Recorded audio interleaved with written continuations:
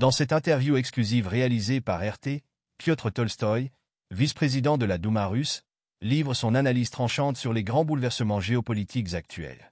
Retour de Donald Trump au pouvoir, relations tendues entre la Russie et l'Occident, évolution du conflit en Ukraine et avenir des alliances stratégiques, un échange sans détour qui éclaire les enjeux de notre époque. À écouter attentivement. Merci d'aimer la vidéo, partagez-la aussi autour de vous et laissez votre avis en commentaire pour booster sa visibilité. Allons-y. Bonjour et bienvenue dans la grande interview. Nous nous trouvons dans les murs de la Douma, la chambre basse du Parlement russe, pour nous entretenir avec son vice-président, Piotr Tolstoï. Monsieur Tolstoï, bonjour. Bonjour. Merci beaucoup d'avoir accepté notre invitation. Donc, nous enregistrons notre interview peu après l'investiture de Donald Trump et les réunions à la Maison-Blanche. Et je me sens obligée de commencer par la question de savoir ce que nous, la Russie et peut-être le monde entier, nous pouvons attendre du nouveau mandat de Donald Trump. D'abord, Monsieur Trump a été élu avec une majorité de voix des Américains qui voulaient changer l'état de choses actuel. Et il a déjà signé quelques documents plutôt encourageants, notamment sur le deux sexes, masculin et féminin, qui reconnaît maintenant officiellement les États-Unis. Il a donné beaucoup de promesses. On verra bien si ça va être réalisé. Mais pour nous, ça change pas grand-chose parce que Monsieur Trump travaille aux intérêts des États-Unis. La Russie a ses propres intérêts qui sont différents des intérêts des États-Unis. Il veut faire l'Amérique d'après son slogan Make America Great Again. Son partenaire, Monsieur Musk, veut transparaître ce slogan en Europe, donc Make Europe Great Again. Nous, on pense à faire la Russie de nouveau la grande, donc Make Russia Great Again. Et c'est pour ça qu'on a des intérêts différents.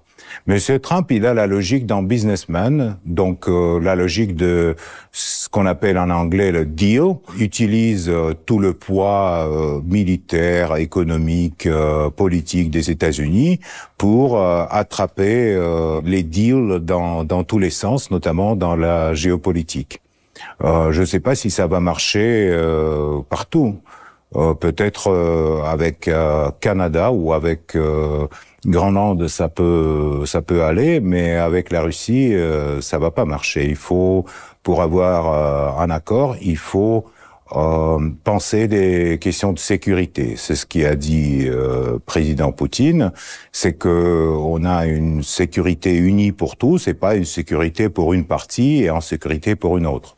Donc, on verra bien qu'est-ce que ça va donner. On attend les entretiens entre les deux présidents de superpuissance, mais à mon avis, il faut pas avoir l'illusion et donc il faut toujours penser aux intérêts de notre pays et pas des intérêts des États-Unis. Voilà, donc en 2016, après la première victoire de Donald Trump, cette nouvelle a provoqué des applaudissements à la Douma. En 2024, ce n'était plus le cas. Pourquoi nous avons perdu cet enthousiasme? Nous sommes devenus plus réalistes? À mon avis, on est devenu plus réaliste et les applaudissements, c'était après une intervention d'un député qui a dit « je vous félicite » et donc les députés l'ont soutenu par les applaudissements, mais à mon avis, c'était une réaction un peu spontanée, pas quelque chose qui a été calculé. On n'a pas d'illusion sur la politique des États-Unis, sur les intérêts des élites des États-Unis et sur la future politique de Trump. Mais on peut trouver, d'abord on peut renouveler le dialogue, parce que quand même l'absence de dialogue entre les deux superpuissances mondiales, c'est quelque chose qui fragilise le monde. Et donc on peut renouveler le dialogue, et dans ce dialogue on peut trouver des compromis, mais pas avec les méthodes de pression qui souvent utilisent Monsieur Trump dans les négociations avec des autres pays. Trump et l'Ukraine. Donc, lors de sa campagne présidentielle, il a beaucoup parlé que je vais régler le conflit ukrainien en 24 heures. Ça fait déjà 24 heures presque qu'il est à la Maison-Blanche. C'était juste un slogan ou il est vraiment capable de mettre fin à ce conflit, d'après vous? Vous savez, les politiciens américains, et souvent, ils simplifient les choses pour ses électeurs. Donc, lors de la campagne électorale, il a dit oui, je vais régler le conflit en Ukraine à une journée. Hier, quand il a signé ses premiers décrets, les journalistes l'ont demandé, est-ce que vous êtes prêt à régler? Il a dit, il me reste encore demi-journée, donc peut-être ça prendra des mois, peut-être ça prendra des années, on ne sait pas. Pour nous, ce qui est important dans cette situation, c'est que les buts de l'opération spéciale militaire sont atteints. C'est pas que la Russie veut manger un morceau de la territoire ukrainienne. On veut pas avoir l'Ukraine pro-nazie et on ne va pas avoir l'Ukraine militarisée avec les bases de l'OTAN sur son territoire. Donc, si ces choses-là, on peut régler, on peut discuter, à mon avis, c'est possible de petit à petit trouver un compromis. Joe Biden, il a passé à la Maison-Blanche 4 ans en parlant de son bilan. C'était une défaite ou il y avait quand même des moments positifs? Qu'est-ce qu'on peut dire? C'est aux Américains d'apprécier Joe Biden. Moi, je trouve que quand même, c'est un politicien avec beaucoup d'expérience, mais son état de santé, ses décisions ont été souvent travaillées par ses adjoints. Et à mon avis, dans n'importe quelle structure, c'est dangereux quand le dirigeant prend des décisions qui ont été travaillées par ses adjoints, sans trop réfléchir là-dessus. Donc le rôle de Sullivan, de Blinken, des autres est encore à étudier par les historiens. Dans tous ces conflits dans lesquels les États-Unis ont participé et dans leur défaite en Afghanistan, ce qui était un des bilans de activité de Biden sur la scène internationale, et dans le soutien de l'Ukraine dans la guerre de l'OTAN contre la Russie, et d'autres choses, et surtout sur le processus qui en fait a touché beaucoup les pays européens, quand ils ont de facto ont reconnu la perte de leur autorité, de leur souveraineté, et sont pliés sous les décisions de l'administration américaine. On verra bien si ça sera le cas avec Trump.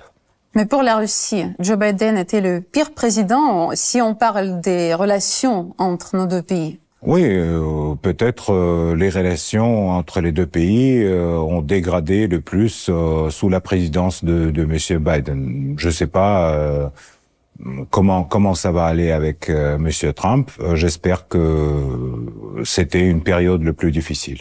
Mais au moins, il veut un dialogue avec Poutine, donc c'est déjà bien.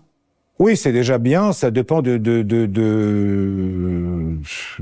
façon de dialoguer, parce que d'après ce que je sais, notre président n'a aucune habitude d'avoir la pression telle que Trump toujours montre au public. Donc peut-être ça serait pas le cas. Les leaders, ils ont leur propre façon de communiquer, et à mon avis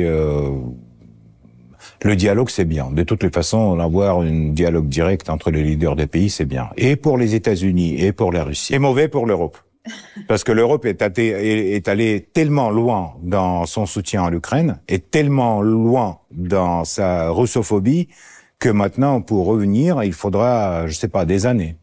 Et tous les leaders européens qui ont déclaré toutes ces déclarations des derniers 3 ans, ils doivent maintenant les manger de nouveau.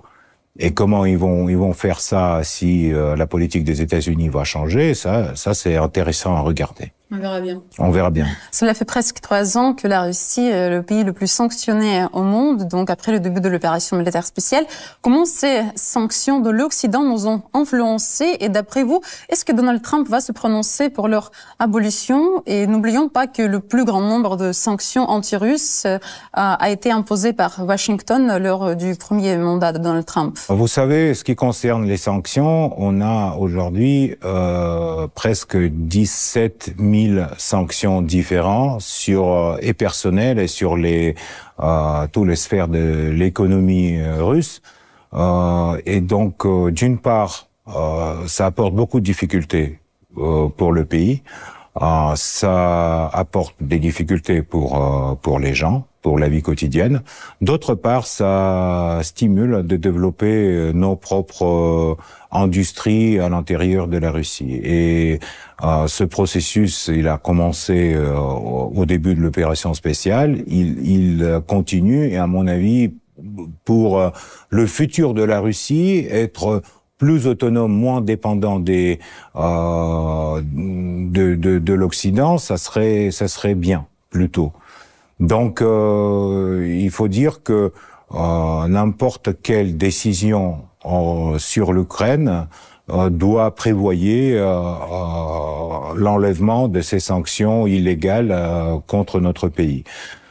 D'autre part, on sait que les sanctions votées au Congrès des États-Unis peuvent durer des décennies, comme ça a été avec le fameux loi de Jackson-Vane qui a duré 40 ans ou 50 ans. Donc, on verra bien qu'est-ce que ça va donner, mais de toutes les façons, sans sanctions ou avec les sanctions, la Russie reste le plus grand pays de l'Europe et la Russie reste 4e puissance mondiale. On peut pas intimider la Russie avec les sanctions économiques ou politiques. Ça c'est à mon avis clair, et ça c'est une des leçons que cette situation a donné aux leaders occidentaux.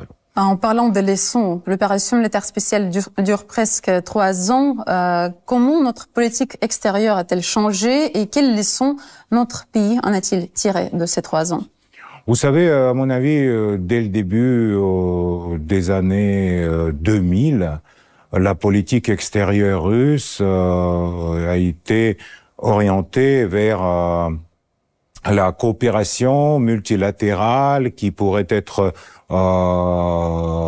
économiquement intéressant pour tous les partis, avec le respect à l'histoire et à spécialité de tel et tel pays. Donc on n'était pas concentré que sur l'Europe ou que sur les États-Unis. Et avec les sanctions et avec la confrontation avec l'Occident, on a eu plus de temps et plus de possibilités de développer la coopération avec la Chine, avec l'Inde, avec les pays de l'Afrique, etc. Donc j'espère que ça va diversifier, si vous voulez, notre politique extérieure à long terme. Parce que, par exemple, le travail de BRICS, qui aujourd'hui rejoint encore une vingtaine de pays, ça donne la base pour la coopération économique intéressante pour tous ces pays, sans donner des leçons les uns à l'autre, mais en développant le dialogue respectif pour tous. Voilà, vous avez mentionné les BRICS. La Russie également développe sa coopération avec l'Inde, la Chine et d'autres grands pays du Sud. Comment est-ce que ça peut influencer la politique mondiale, notre coopération? Vous savez, la politique mondiale, c'est difficile de dire parce que on voit que les marchés européens ont été beaucoup affaiblis par la rupture de la coopération avec la Russie. On voit la hausse de prix de l'énergie partout et la hausse de taux de chômage, etc. Donc, les conséquences pour l'Europe de cette rupture sont assez sensibles et assez aujourd'hui évidentes. Ce qui concerne le développement de nos relations avec le Sud, avec les pays de l'Afrique par exemple, à mon avis, on a ici le grand champ pour travailler parce que vraiment il y a des projets très très intéressants. avec la Chine notamment. Et donc, on verra bien qu'est-ce que ça va donner dans 10 ans. Ça, c'est pas des projets qui seront réalisés dans 1 an ou dans 2 ans, mais dans 10 ans, on verra, j'espère, l'économie russe diversifiée sur les différents marchés internationaux. Est-ce que la coopération entre la Russie, par exemple la Corée du Nord et l'Iran, voilà, le président iranien s'est récemment rendu en Russie, cela fait peur aux pays occidentaux? Et les Occidentaux ont peur toujours de ceux qui ne ressemblent pas à eux. Donc tout ce système existant en Corée du Nord qui est orienté sur l'autonomie nationale, ou le système existant en Iran qui est orienté à leur leader, à des ayatollahs, tout ce qui ne ressemble pas le système soi-disant démocratique que les Européens jugent et les Américains jugent les meilleurs dans le monde, tout ça, ça leur fait peur. Ça c'est leur, si vous voulez, point faible, à mon avis, dans la politique internationale. Ils n'arrivent pas à avoir un dialogue normal. Regardez par exemple les efforts de Trump quand il a voulu avoir un accord, un deal avec la Corée du Nord. Ça, finalement, ça n'a pas marché. Donc, il faut être patient, tranquille et respecter les systèmes qui existent dans des pays différents. Et à mon avis, aujourd'hui, la Russie mène la politique comme ça. En revenant aux relations entre la Russie et l'Occident, donc ces dernières années, nos relations ont beaucoup changé. À votre avis, faut-il essayer de les rétablir ou il faut aller de l'avant pour construire des relations plus saines avec de nouveaux partenaires? Pour rétablir les relations qu'on avait avec l'Europe et les États-Unis avant l'opération spéciale en Ukraine, il faudra beaucoup de travail, beaucoup d'efforts. Et c'est pas qu'un effort des Russes, mais c'est aussi un effort des Américains et des Européens. Ça dépend d'eux.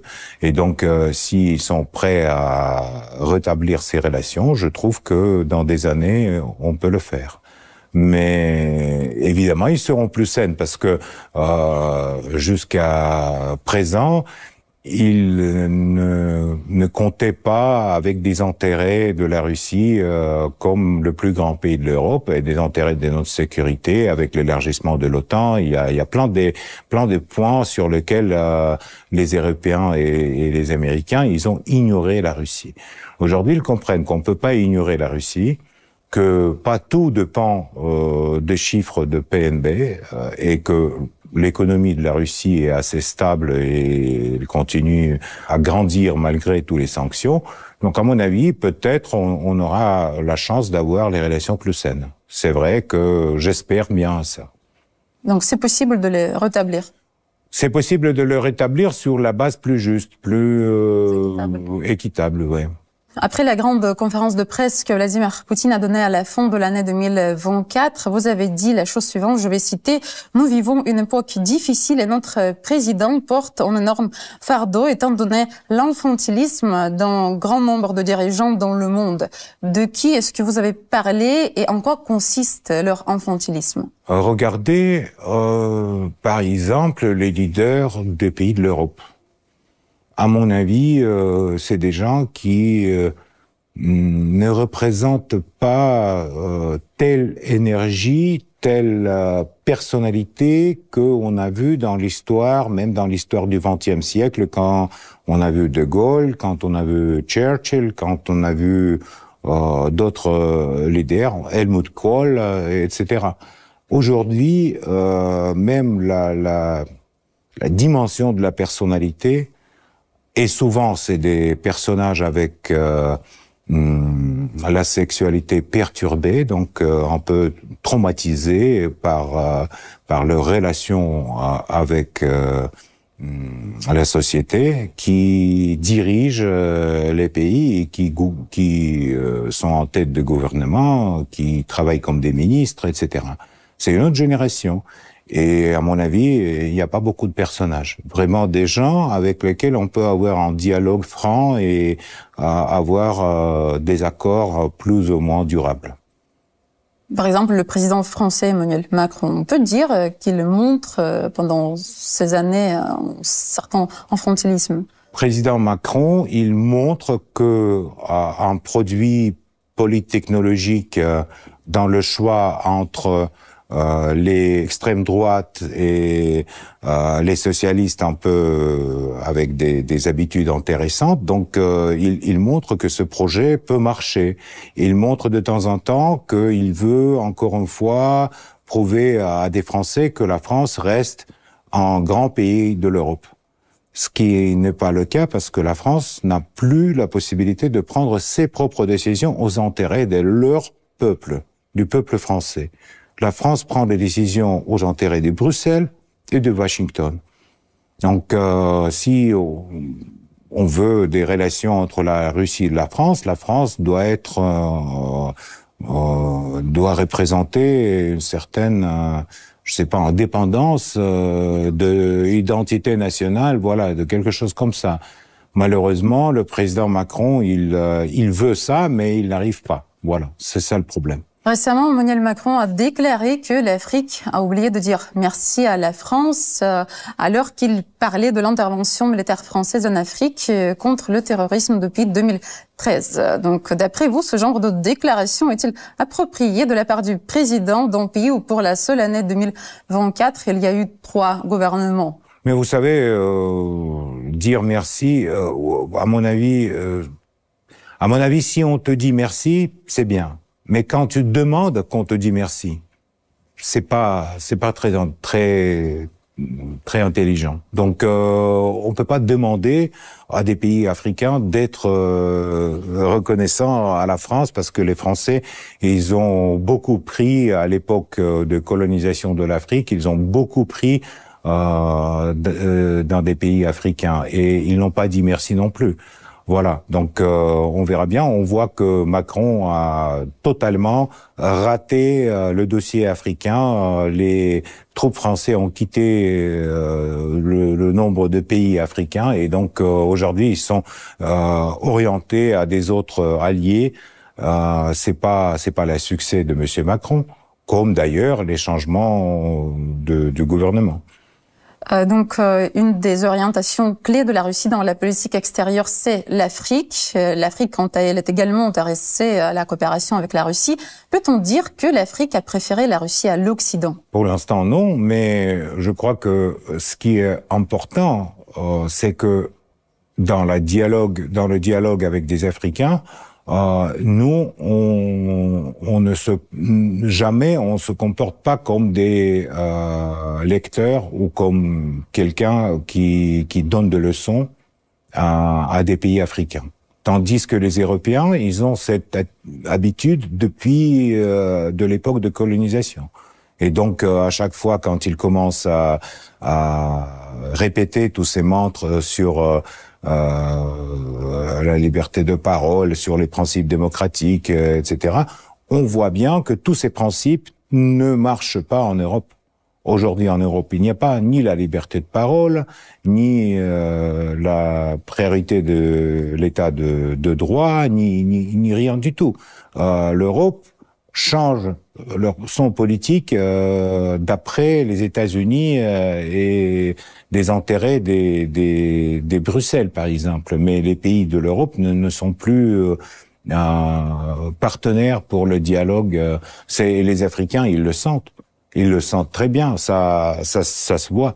Donc c'est pour ça que on a plus de confiance. En plus, on a l'histoire de coopération avec l'Afrique. À l'époque de l'Union soviétique, les Russes ont beaucoup construit en Afrique et ils ont beaucoup fait pour certains pays africains. Ça s'oublie pas.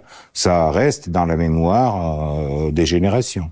Et à mon avis, c'est bien, c'est un atout pour le développement de la coopération, future coopération avec la Russie pour les pays africains. Vous êtes connu parmi le public français car vous participez assez souvent à des émissions politiques des médias mainstream et vos interviews attirent toujours beaucoup d'attention.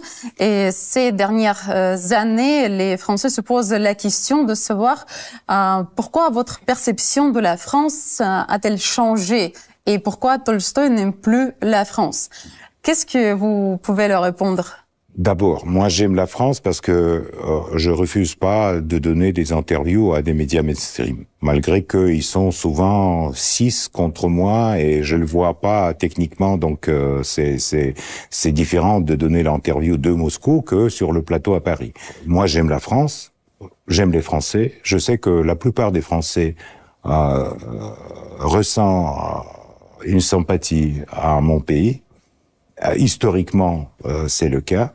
Et même j'ai dans mon bureau les petits images du petit Parisien. Donc voilà. Donc vous savez, moi mon attitude à la France n'a pas changé. Par contre, la politique actuelle de la France, les menaces d'amener la Légion étrangère en Ukraine, l'activité des militaires français sur les territoires ukrainiens, dont on a tué déjà pas mal, les chars français sur les territoires ukrainiens, dont on a brûlé déjà pas mal, ne peuvent pas me armer par une sympathie à la direction actuelle de ce pays. C'est pour ça que, bon, leur attitude à la Russie a changé et l'attitude des Russes par rapport à la France aussi changé. Et pour terminer, heureusement, vous acceptez assez souvent les invitations de notre chaîne RT1 français pour nous donner des interviews en français que vous maîtrisez parfaitement. Qu'est-ce que vous pourrez souhaiter à notre chaîne RT1 français et à nos spectateurs qui vous respectent beaucoup? D'abord, j'espère que votre audimat va grandir dans l'année qui vient, que plus des Français ont la possibilité d'avoir une alternative dans l'opinion sur les sujets géopolitiques.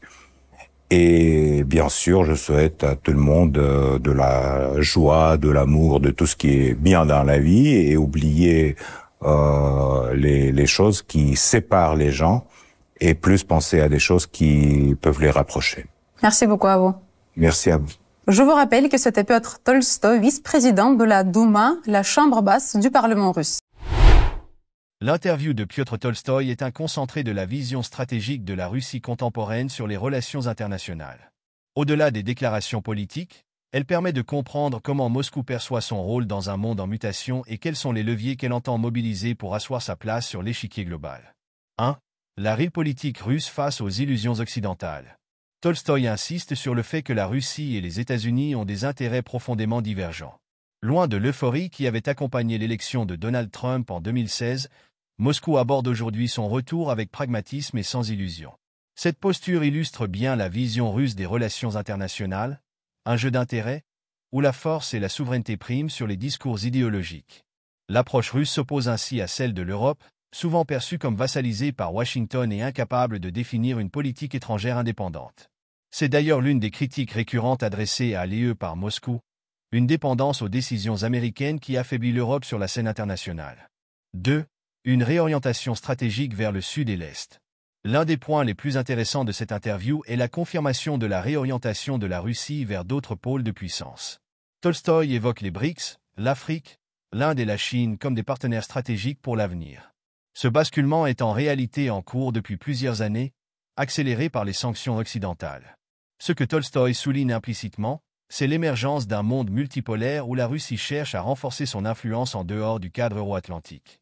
L'Europe, affaiblie économiquement et dépendante des États-Unis, est présentée comme un acteur en déclin, tandis que l'Asie et l'Afrique sont vues comme des territoires d'opportunité. 3. Le conflit en Ukraine, une confrontation des volontés.